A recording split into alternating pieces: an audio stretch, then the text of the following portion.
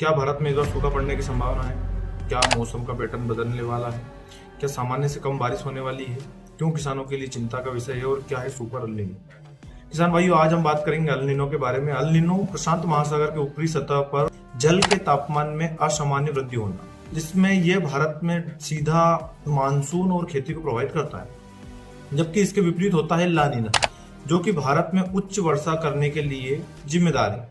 WMO, NOAA और IMD जैसी संस्थाओं ने भारत में मई से जुलाई के बीच में 80 से 90% तक चांस बताया है कि अल नीनो सक्रिय हो सकता है। कई रिपोर्ट्स ऐसी भी बता रही है कि जिस प्रकार 1877 में अल नीनो ने भयंकर तबाही मचाई थी, उस प्रकार के संकेत भी मिल रहे हैं। उस समय भारी सूखा और भयंकर मौत का सामना करना पड़ा था। भारत पर मुख्य प्रभाव की बात करें तो पिछले वर्षों में जब भी अल नीनो एक्टिव हुआ था तो भारत में सूखा और कम बारिश जैसे पैटर्न देखने को मिले थे। जैसे कि 2009 में मात्र 78% बारिश हुई थी। बात करें मानसून की, तो इस बार मानसून की चाल धीमे रह सकती है। 22 से 26 मई तक मानसून केरल के तट तक टकरा सकता है, लेकिन कई रिपोर्ट्स में यह भी कहा गया है कि अगर परिस्थिति अनुकूल नहीं रही तो यह 1 जून भी ले सकता है। किसान भाइयों, हर वर्ष मानसून 38 से 40 दिन में पूरे भारत में एक्टिव हो जाता है, लेकिन इस बार मानसून की चाल धीमे होने से 70 से ज्यादा दिन ले सकता है पूरे भारत में समान रूप से एक्टिव होने।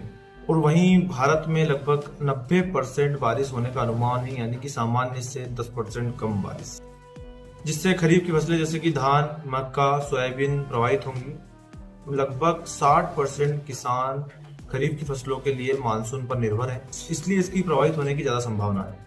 सबसे ज्यादा क्षेत्रीय असर अगर देखने को मिलेगा तो MP, राजस्थान, महाराष्ट्र, छत्तीसगढ़, UP जैसे राज्यों में इसका अधिकतम प्रभाव रहेगा। कहीं कहीं अनियमित बारिश या बाढ़ जैसी संभावनाएं बन सकती है, लेकिन अगर ओवरऑल बात करें तो सूखा रहने की संभावना है। सूखा यानी कि सामान्य से कम बारिश।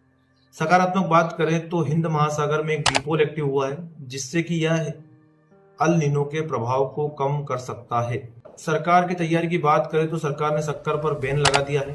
प्याज, गेहूं जैसी आवश्यक वस्तुओं पर भी बैन लग सकता है अगर सामान्य से कम बारिश हुई तो। और IMD मई के अंत में इसकी विस्तृत रिपोर्ट जारी करेगी, किस प्रकार अल नीनो का प्रभाव रहेगा, किस प्रकार की सावधानी बरती जा सकती है। बात करें MP की, तो MP में 5 से 10% कम बारिश हो सकती है।